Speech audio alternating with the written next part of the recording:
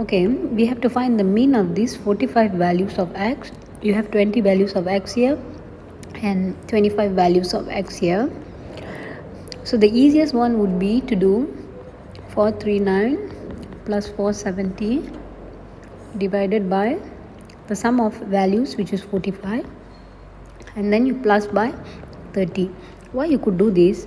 There is two reasons, but I'll show you. See, there is a minus 30 here and minus 30, so it's easy if you use this shortcut. Those who are not clear with this idea, you can see it here. Let's say I have x minus a equal to a k. What is the idea behind mean? Mean means I take the sum of my elements and I divide by my total. So in here you can actually do summation x minus, let's say you have an element there, so you would do a n equals to k. So sum of your x, it's written as k plus a n. But because the mean formula is sum of x divided by n, you can see you are doing k divided by n plus by the a. So this is a shortcut that we are using in this particular question. If you don't like this, then you can just expand and do it in the longer method. This one would give you 50.2. What is the longer method? In order to do the longer method, you just expand this sum of the x and then you having 20 element here. So sum of your x here, it's going to give you 439 plus by 600. So you get 1039 here, and then similarly you do the same thing. After that you total the summation and then you will be dividing with 45, and that's all. So you do 1039 here. The other one, you will do 30 times by 25 plus 470, 1220. So the next question is standard deviation of all 45 values of x. Okay, there is a shortcut that I want you to know. Standard deviation of, let's say, x minus a constant, it's exactly equal to standard deviation of x itself. So it means if you add or subtract an element, it is not going to affect. If you need a detail on this, let me know, then I will make a video only for that. So how do you quickly do this question?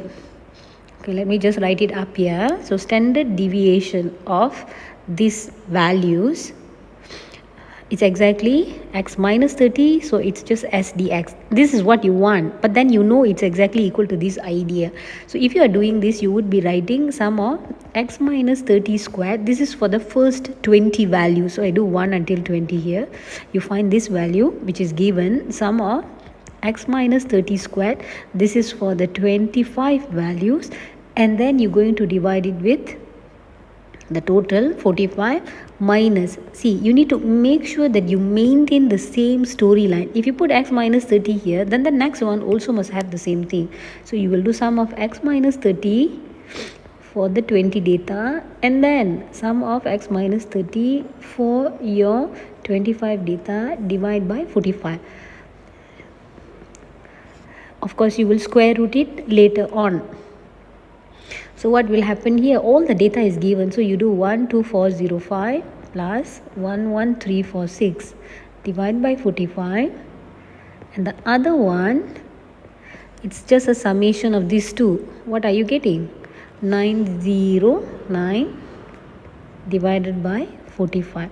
What mistake will most of the student do? For this one, because the formula sheet says you just take the mean and square it, they will accidentally take the 50.2 and square it. This is the mistake you are doing. You have to understand that sum of x minus 30 is not equal to sum of x. This is why you are making the mistake. Okay? So you can slowly try this and you will end up with an answer of 10.9. Let's say if you feel that, I just want to go back to my formula sheet and I want to use the lengthier version of the formula. I want to do sum of x squared 1 until 20 plus sum of x squared 1 until the 25 data, divide by 45 minus what is your mean for the x? You already got that, 50.2 squared. You can do this, but what is it difficult here? It's getting this part over here. How are you going to get this? You have to do this by expansion. How do you do this expansion? You have to go back to this one and you have to expand this. So sum of x squared minus 60x plus by 900. Okay, if you expand further, minus 60 sum of x plus, now how many 900 do you have? You have 2900. So you have to do 20 times by 900 equals to 12405. By substituting the necessary values, you will be able to get your sum of x squared. How do you do that? So you just bring everything to the other side. So you do 12405 plus 60 times sum of your x. What is your sum of x? 1039 minus 20 times 900. I only do for the first one. You try for the second one. You should be getting 56745 here. So do the same thing for this, and you can try to check your solution. Okay, the next question, let's see, it's saying the length of a tail follows a normal distribution, mean 28, standard deviation 3.3. So we have to find the probability. The length is between 23 and 35, so you can define your x as your length, and it follows normal distribution. My mean is 28, standard deviation. Remember, your parameter is mu and variance. Yeah, you don't have to write this, just extra precaution. 23 until 35. So you change your x into z, and what is that z? X minus mu divided by standard deviation.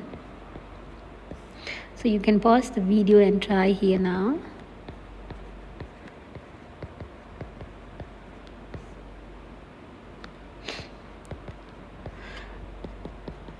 So if you type this into the calculator, you will get negative 1.515. Now how do you know? Okay, a lot of students ask, like, how many decimal places should I take here? It's always 4 numbers. Why? You follow the formula sheet, your MF19. For the next one, you will be getting 2.121. So how to read after this? How do you read this? Let's see. If you want, you can try to understand by drawing your normal curve. 0 is here, this is 2.121, and this part is negative 1.151. So you want this whole area. So there are many methods to do it.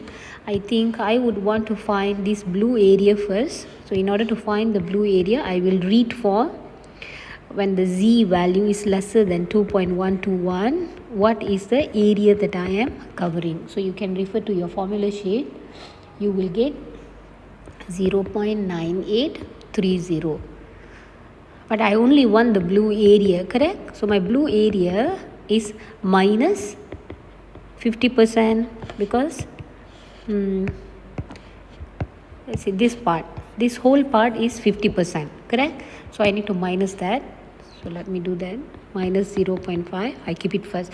Now I want to find my red color area. So how do I find the red area? To find the red area, I will use symmetry. I can make it into a positive first. So maybe I put the 1.51 here. By symmetry, I can reflect it over there, correct? So this area is exactly same with the red color area here. So how to read this one? You look for z lesser than 1.515. You find the area. Okay, try reading from the table.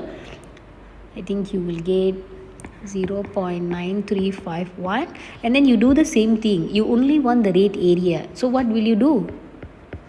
You will minus 0.5. So you will end up with 0. Let's try 9830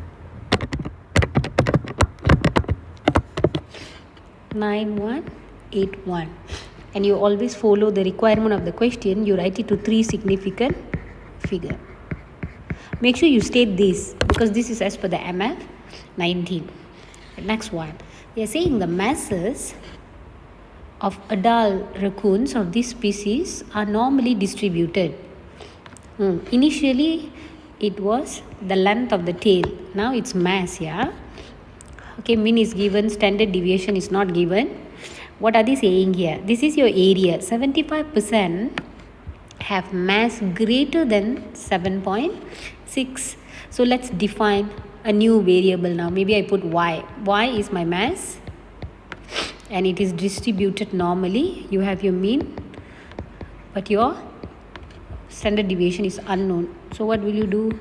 My y is greater 7.6 and they are saying this is the area that you are covering. So when you say area, that's when you introduce the p. Probability is the area, 0.75.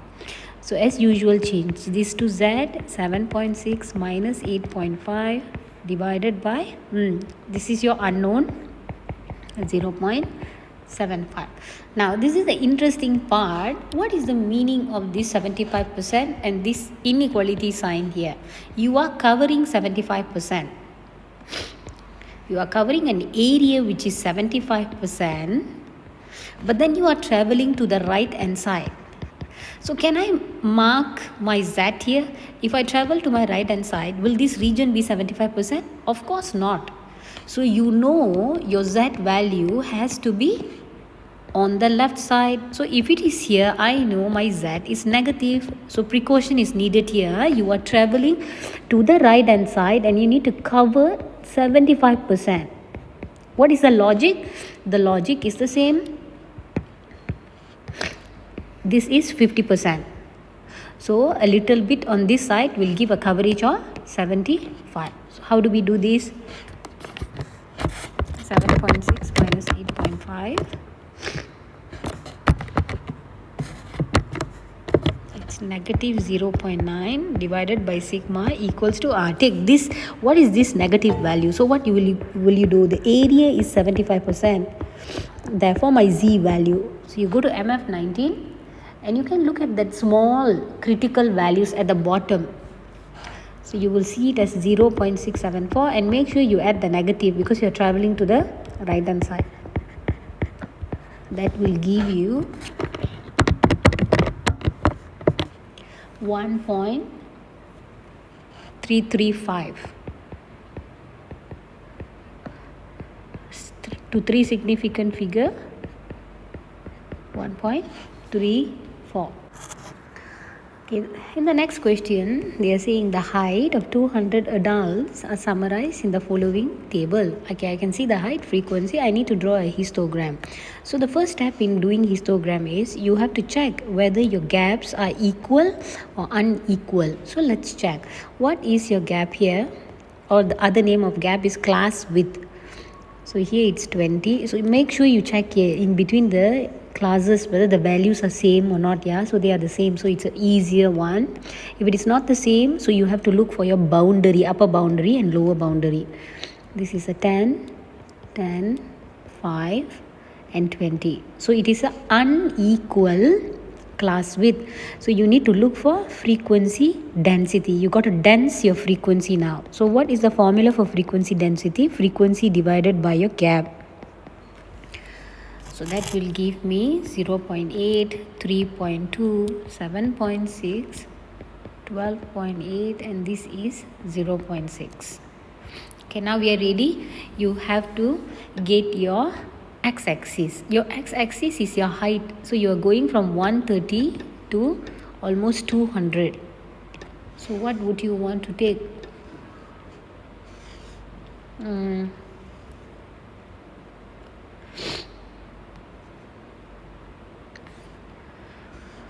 So I am going to do my scale here. Maybe let's say I start with 130 here.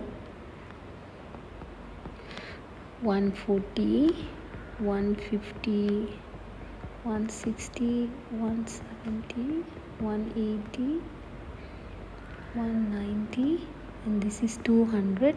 Make sure you label what is this height h centimeter. Okay, now you are doing your frequency density. Did you realize that the 0 is not here? It's all right. You can do a adjustment axis like that and then you begin for your y-axis. If you don't like, what you can do is you can just start here. It's not wrong. You can start exactly at 130. So let me just draw this first here.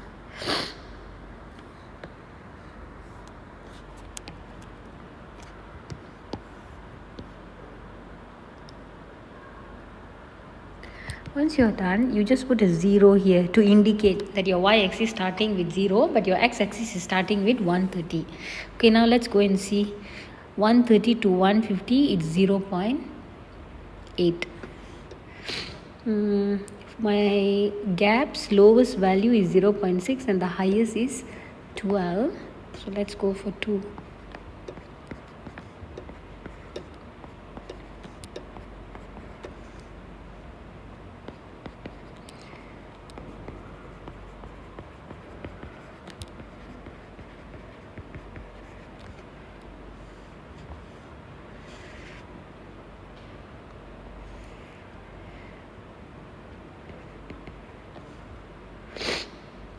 Three point two.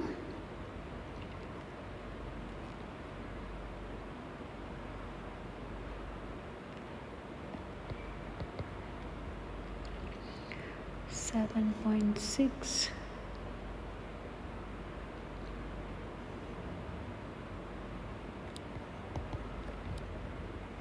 12.8.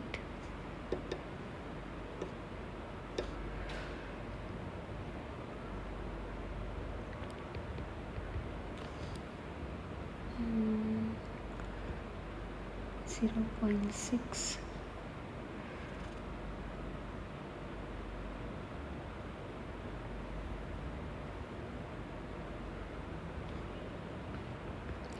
Okay, now what I'm going to do, I'm going to just extend the lines.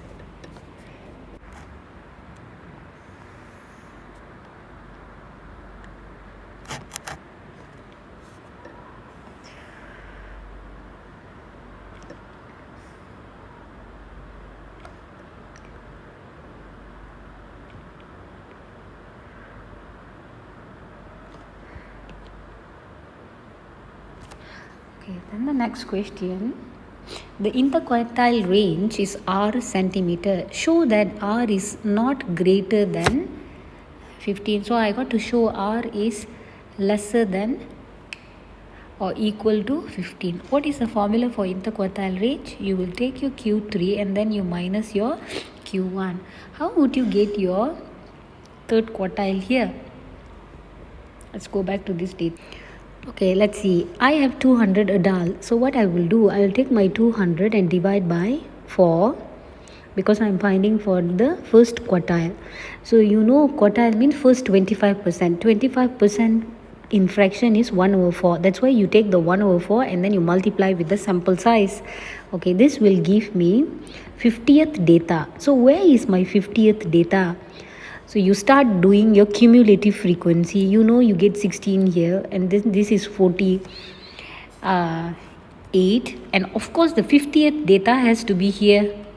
So I know my lower quartile definitely lies from 160 till 170. I don't know exactly what is the height, but I know approximately it's there. So what is your third quartile? It's 75% of your sample size, which you write it as 200 times by 3 over 4. This is 150th data. So you continue doing your cumulative frequency. You will get 124 here. And the next one is 188. So where does the 150th data lies? It's here. So your upper quartile, it's from 170 till 175. Now let's go back to the question. What do they want? Let's take this. Okay, I have to show that the R is not greater than 15. How do you find the interquartile range? Of course, you take this and minus, right? So what can you do? You are having an interval now. So students will take the upper quartile, let's say 175, and then they will be like, which lower quartile should I select? You select so that you fit the question. So I can do 175 and I minus 160. You will get the 15 that they want. Can you do the lower? Yes, you can do. You can take the upper quartile at 170 and you minus the 160 because nobody knows what is the exact lower quartile and exact upper quartile. So we just follow the requirement of the question. Okay, now let's go to the next one.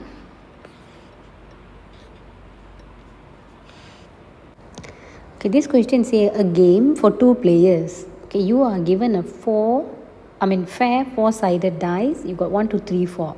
Then they are defining what is a one turn. A one turn consists of throwing the dice repeatedly to a maximum of 3 times. So let's say I am the player 1. I have roll 1, roll 2 and roll 3. This is considered as one turn.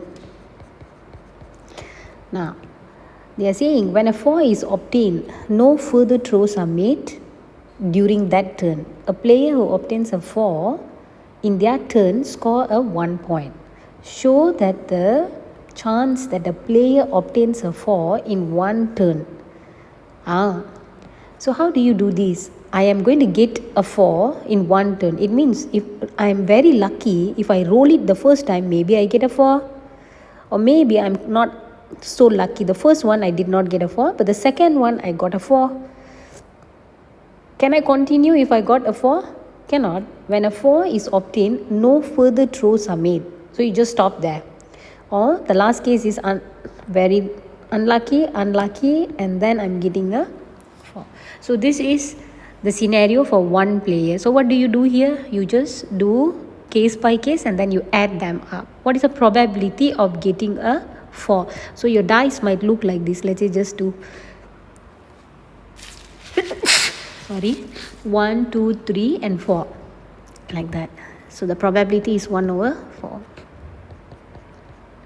Not 4 is 3 over 4.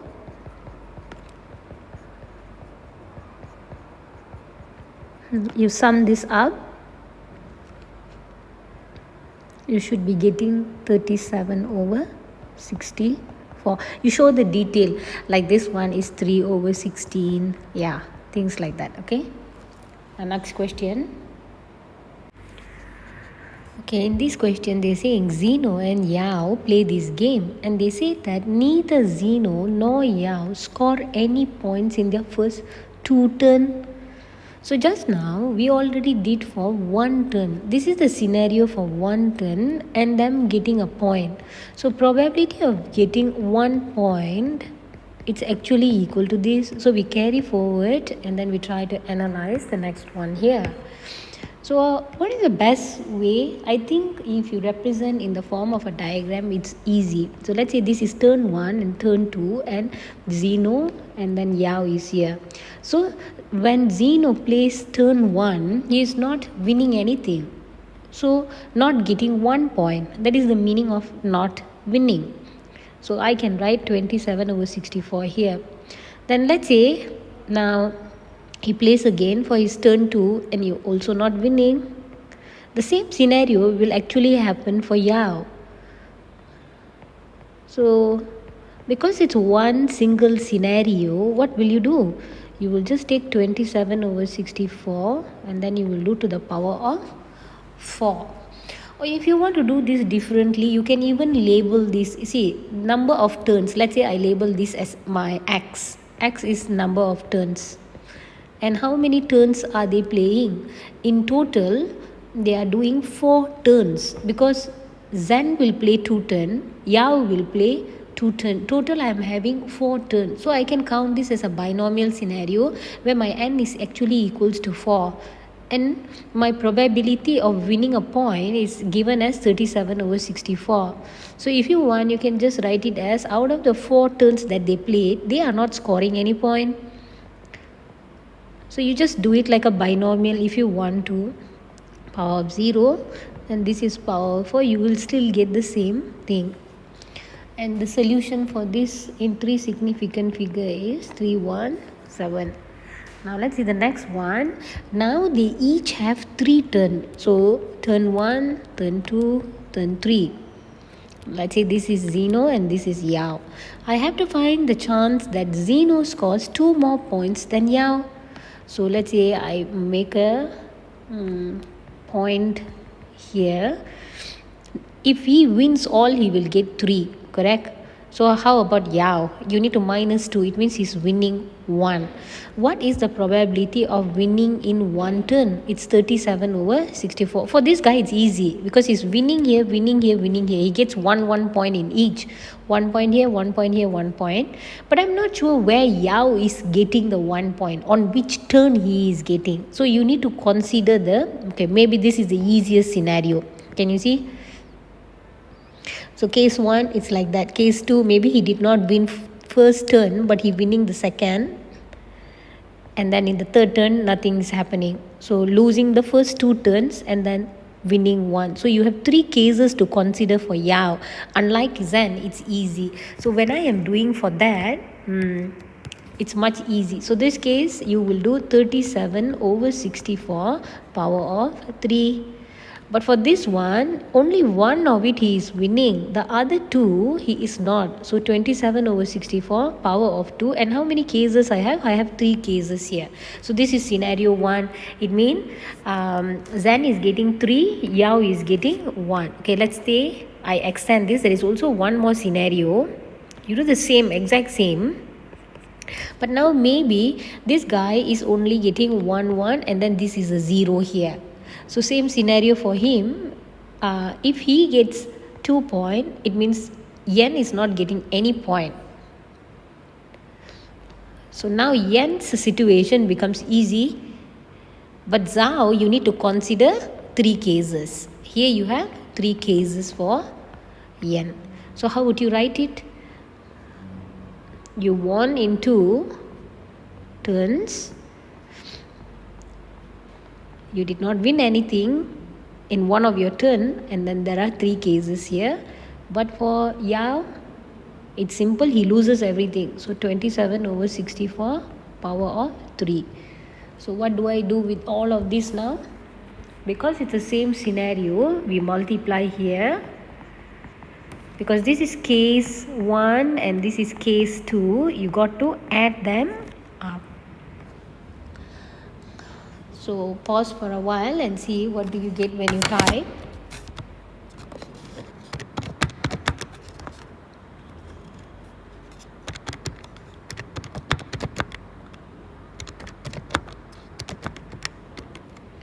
This will lead to 0.059645. Don't truncate your answer at this stage. Maybe you write more and then you truncate. For the next one, you are getting 0.03176. Therefore, your final probability is 0.0914. In this question, they are saying in a certain area in the Arctic, the probability it snows on any given day is 0.7 and the keyword is independent of all other days. So snowing is 0.7, not snowing is 0.3. What I have to do now, I need to find probability in a week. It snows on at least 5 days. At least means what? More or equals to 5. So number of days snowing, we're going to regard that as X.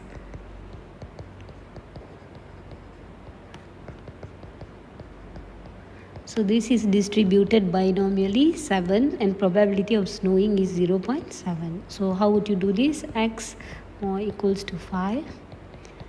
So 5, 6, 7. Out of the 7 days, 5 days it's snowing. Which 5 days you are not sure. That's why you are doing this combination, yeah.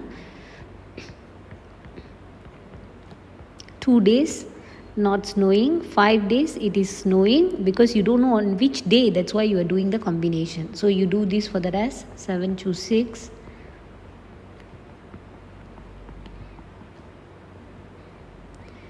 You can just write 0.7 power of 7 and then you can stop it, or you can just write everything in full. Please state the value of each of this expression. Don't just state the final answer.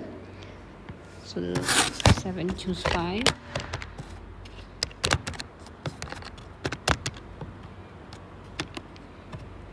3, 1. 7, 6, 5, 2, 3. But then you can just stop with 5 decimal. The next one. 0, 6. 8, 2, 3, 5. which leads to 6 for 7. Now, so a week in which it snows on at least 5 days. Isn't this the statement from the part A? Okay. Out of the 7 is called a white week. Find the probability in 3 randomly chosen week at least one is a white week. So now the subject is changing. It is no longer days, but it is week now. So it's number of weeks with number of weeks where it is number of white weeks. Okay, let's just write it like this. Also distributed binomially, and your n is what? 3. And the probability is what? What is considered as white week? This whole thing. So what is the probability of this happening? You need to take your answer from the part 1. And what was that? 0.647. Okay, now we can start solving. So what are they saying? Y. What is my y? At least 1 more equals to 1. So you can do 1, 2, 3, or you can do the shortcut 1 minus y equal to 0. Out of the 3 days, none of the days is white week. You do 1 minus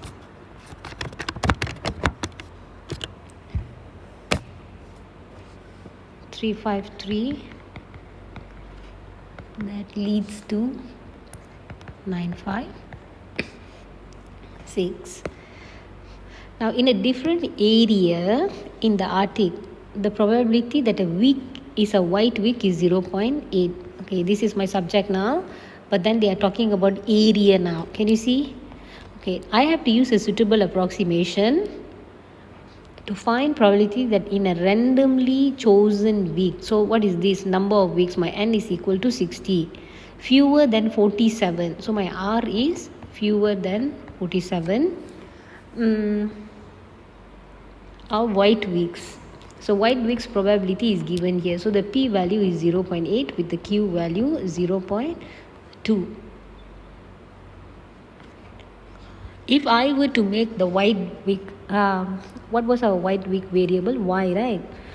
So what I want the y to be fewer than 47. If I were to do this binomially, you will be doing 0 until 46. This is very tedious. That's why the question is assisting us by using the word suitable approximation.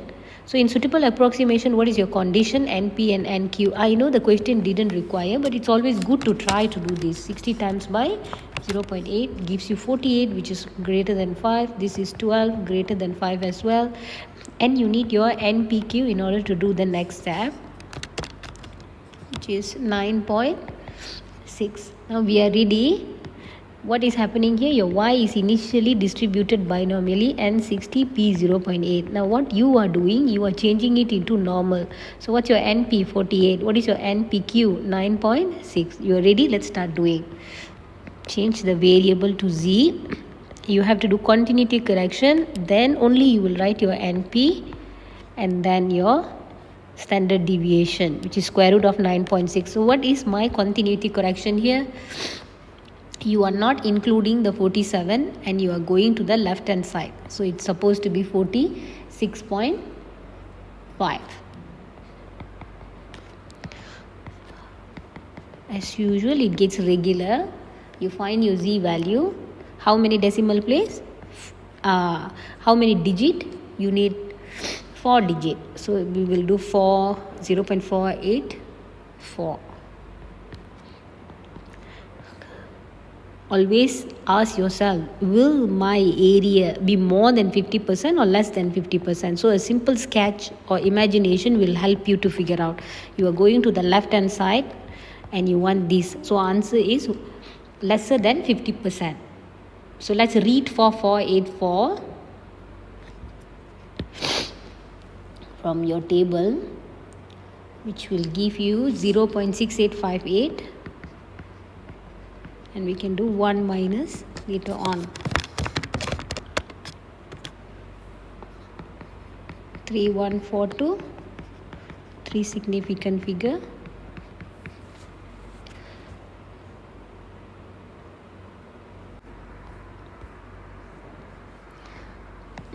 Okay, in this question, Harry is having 3 coins. One coin is bias, where the probability of hit is given as 1/3. Second coin bias, hit is 1/4. Third coin biased, hit is 1/5. Bias means not fair. It means the chance of getting the hit and tail won't be the same. So the probability of getting a tail differs. Can you see? You just do 1 minus. Here you will get 3/4 and this gives you a 4/5.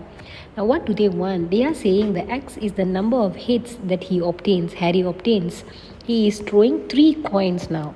You have to make probability distribution table for that. So what is the possible hit I can get? If he is throwing one time, throw the coin 3 times. 3 times. He could get all 3 hit. Correct? So my x value is what here? 3. And I think you will be able to see that you will get until 0. Why? Because he could get everything to be a tail. So let's do the easy one. For the case of x being 3. So what is the probability of this? 1/3 times 1/4 times by 1/5. Then the next one, let's do where x equal to 0. These are all easy cases. So 2/3, 3/4, 4/5. Seems like they cancels well. 60. Now for the case of x equal to 1, it means I could get one hit and the other 2 being a tail. So remember, in this kind of scenario, you are not sure in which throw you will get the hit. So how many cases you will have? You will have 3 cases here. So you got to be quite careful here. So 3 times by, okay, let's say I'm getting the hit. Which one gives me the hit? Oh, yeah, I know there is 3 scenarios, but I can't multiply by 3. You have to list out everything. So maybe the first one, I'm getting a hit. Tail. Then the next one is a tail, then a hit, and then a tail. And then the last scenario, you get a tail and again a tail, but this time it's a hit. So do the same thing with x equal to 2. I think you can already see the pattern. For x equals to 1, we are getting 12, 8, 20, 26 out of 60. Simplification will lead to 13 out of 30. And then for the last one, I am quite confident with this one, so I'm just going to do 1 minus the rest. If you want to check, then you can detail it out. This should give me 3/20. You make the presentation better because they requested for a table. You are not giving a table, so you might want to display your answer this way.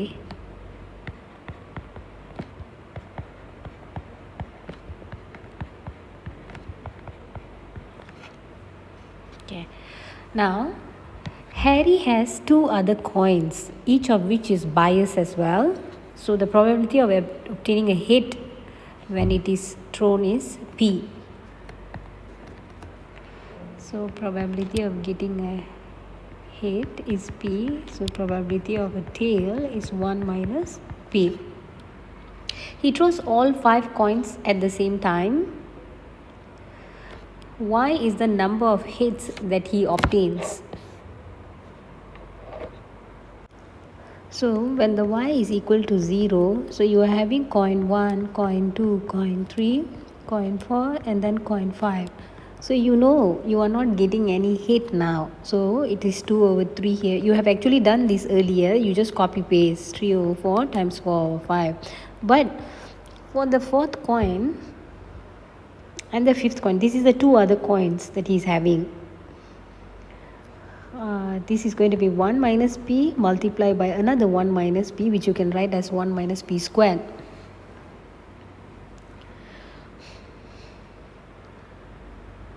And then when they say y equals to 5, what is the meaning? This is the number of hits that I am getting. It means all 5 has to be a hit. So 1 over 3, 1 over 4, 1 over 5 times p. Now I can write squared.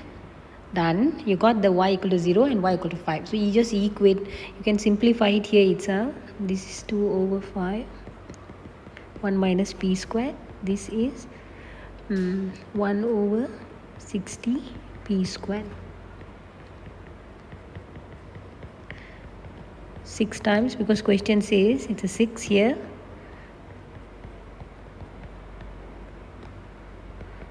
Simple quadratic.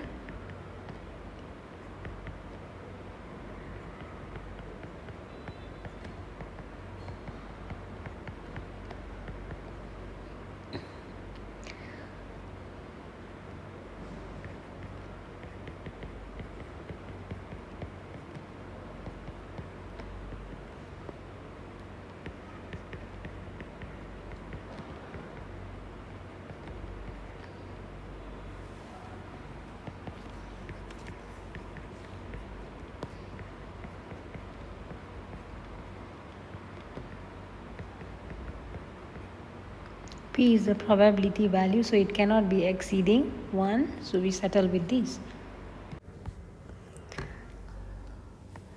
We have 8 digits all arranged in a line, but the problem is, can you see the 2 has a repetition and the 4 also has a repetition. So how many different arrangements are there of these 8 digits? So what would you do? You will do 8 factorial. It means you will shuffle everything, but then you have to consider the cases where there is this being repeated. So you have to remove that. How do you remove? Divide by 2 factorial. This is for the 2's, and then divide by 3 factorial. This is for the 4's, and that will give you your desired answer, which is 8 factorial 3360. Now the next one says, find the number of different arrangement of the 8 digit in which 2 at the beginning and 2 at the end. Oh, this is easy because we only have 2 2's and then they have been fixed at the front and at the back, so you don't have to get confused, and the 2 2's are the same 2, and then the 3 4's are not all together. So what is the meaning? Let's say if I put a 2 here and 2 here, I'm fixing it. If I fix it, it's only one way of arranging them, so we don't have to bother. Then the constraint is being placed on my 3 4's. So who is remaining? I have 1, 3 and 5. It means here all the 4's are separated. If I am separating all the 4, let me go and arrange 1, 3, 5. That will give me 3 factorial. And I know in between the 1, 3, 5, I have 4 spaces where I can park my 3 4's. So of these 4 spaces, I will just select any 3. I don't have to shuffle because they are the same 4. Okay, what is the other scenario where no 2 4's are together? What is the meaning? Same thing, you put the 2 in the front and at the beginning. You go and arrange those who don't give you any issues, which is the 1, 3 and 5. That's 3 factorial because you have to shuffle them. Now as usual, you have 4 spaces here, but then the condition says that you can put 2 4's together, the other one has to be single, correct? So as a whole, I'm only having 2 elements. You have to see it as a 2 element. So out of the 4 spaces, I only will select 2 spaces because I only have 2 elements. And let's say in the first scenario, I'm putting a 4 4 here and then the 4 goes here, but you know for a fact that you can switch them this way. So there are 2 cases there, so you multiply here by 2. This is a lengthier way of solving. What will we get here? This is 4 times by 6, 24.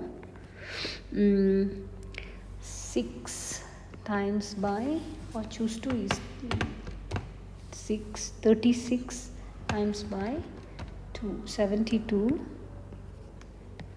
which gives a total of 96. Okay, rather than doing case by case, can we just do total minus all 4 together? This is much easier. What is the total? See, the total is not your part 1. It's not your part 1 because in part 1 there is no constraint, but you having a constraint of 2 is at the beginning and 2 is at the end. So you should be doing 6 factorial because I only have 6 space here now. For 6 element, I have already used up my 2 and 2. So remaining is 4, 4, 4 and 1, 3, 5. Correct? That's a 6 element divided by 3 factorial. This is for my 4s. And then minus where all of them are together. So together means all the 4 is together. Then I have 1, 3 and 5. So let's shuffle 4 factorial. That's all. 6 factorial divided by 3 factorial is 120 minus 24, which gives us the same 96. It's alternative method. Okay, in this question they are saying the 3 digits are selected at random from the 8 digit. Okay, which 3 digit? Not sure. But they are telling the 3 digits are all different now and I have to locate the probability. So what a lot of students will do is they will start listing. Okay, maybe you are doing like this 1, 2 and 3, 1, 2 and 4, 1, 2 and 5 because you can see that they are different. So you tend to do like the 1, 3 and 4, 1, 3, 5, 1, 4, 5. Do I have any more? And then the case of 2, 3 and 4, 2, 3, 5, 2, 4, 5 and 3, 4, 5. So they'll be like, okay, I have listed everything looks different, right? So 2, 4, 6, 8, 10. Okay, let's say you got 10 here. And after you get this 10, you will assume that, okay, I have 10 element because I want the probability. I will go and divide by the total. Okay. So what is the total? What is the total? Didn't you find everything?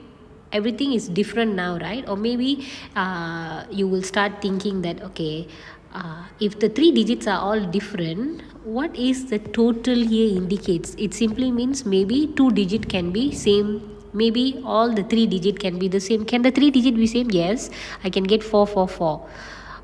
Maybe the 2 is being repeated twice, the 4 is being repeated twice. So you need to consider all these cases. So what is that total? That total is actually 8 choose 3. So when you put 8 choose 3, what will you get? You will get 56 as an answer. So if I am having the 56, do you think I am going to list all that 56? Of course not, right? Okay, what is the other cases which is not here? Maybe I list few for you. It could be 1, 2 and 2. It could be 3, 2 and 2. 5, 2 and 2. Or it could be 4, 2 and 2. So if you start listing the one that is not different, then they are saying you must get a total of 56. So usually what student will do is they will wrongly write their answer as 10 out of 56. Why is this wrong? And what is the right method of doing it? Remember, it is not a possibility question. Probability is not equal to possibility. So in which scenario are they not the same? If you have a repeated item in your question, you have to be quite careful. Where in the scenario of probability, your 2 here will become 2, the first 2 and the second 2. Same goes for this. This is for 1, for 2 and for 3. You cannot say all the 4 is the same because it's probability. You are the one who doing here. You are telling me out of the 8 you are choosing 3. Which 3 are you choosing? So you must treat them all differently. So writing like this, it's incorrect. Your 10, it's actually incorrect. Why? Because this one could be a 2-1 or a 2-2. So there is 2 outcomes that is possible here. Same goes to this one. You have 2 outcome here. You look at this. I'm just concentrating on the one that is being repeated one time. So you have a 2 here. 1, 3, 5, it's unique. So it's just a one way. Same goes for this one. You will have 3 here. I'm sorry, the one with the case of 4, you will get a 3 here. There are cases where the 2 and the 4 comes together. So you have to be quite careful here. When the 2 and the 4 comes together, there is more outcome. So let's see that slowly. Here it is 2 ways. 3, 4 and 5, it's 3 ways. So how will I do for this one? The 2 is being repeated twice and the 4 is repeating 3 times. So it's a 6 here. Here also 6. Here also 6. So what are you getting here? Now, this gives me a 10. This gives me another 10. So I got 20 over there. This is a 5 and a 9. That is a 34 out of 56. So this is supposed to be your final answer, where this is 17 out of 28 if you simplify. You could be asking, do I have to list everything? You don't have to. You can even present this in a table format. So if you are doing using the table format, it is much easier. It's like how you do the words. This one involves digit. So sometimes they give you words like combination. Yeah, they will say the A is not being, the I is used only once, or maybe at least the I is used twice. See, can you see it's a similar type, one with the word, the other one with the number. You can look at my other videos if you need more clarification. So what is this easier table method? The easier table method is you just write here, you have 2 2s and you have 3 4 and you can do others. So the others you have 3, 1, 3 and 5, correct? Now what the question say, everything must be different. If you want it to be different, you just choose one here and choose another one here. Or you can have 1, 2 items from here. You choose nothing from here. Or you can have another scenario in this way. Or another scenario is you're not doing the 2, you're not doing the 4, but you are only choosing the other elements, because all the other elements are unique. So you can use your shorter method to solve this. So how you have 2 elements here, right? So you will do 2 choose 1 times 3 choose 1 times 3 choose 1. So you don't have to be doing the listing like what we did earlier, because it's very tedious, it's quite long. You are lucky because you only have 10 items, correct? If it is longer, then what are you going to do? So this is 2 choose 1. Out of the 3 I'm not choosing anything. Out of the 3 I'm choosing 2.